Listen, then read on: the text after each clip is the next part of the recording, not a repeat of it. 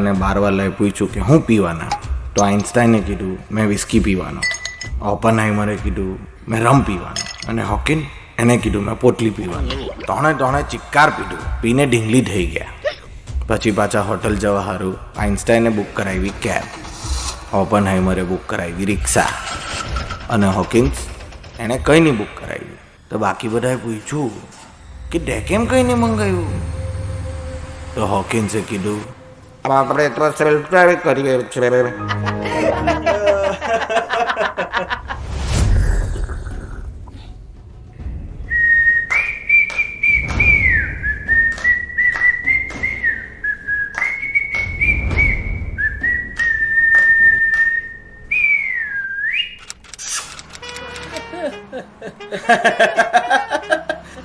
તમે લોકો ખાલી પેટ આવલા છો ને? અહીંયા દબાઈને બેટિંગ કરવાની છે હે કે? ભાઈને ફાઇનલી વિઝા મળી ગયેલા છે. યો વોટ્સ અપ? તું કેમ લેટ પડ્યો? એકચ્યુઅલી છે ને મારી બિલાડીનું શ્રીમંત હતું ને એટલા માટે. એ શ્રીમંત નહીં સીમંત હોય. ના, સીમંત તો બિલાડાનું હતું. વાહ દોસ્ત, તું આ બહાનાની પેટન્ટ કરાય યાર.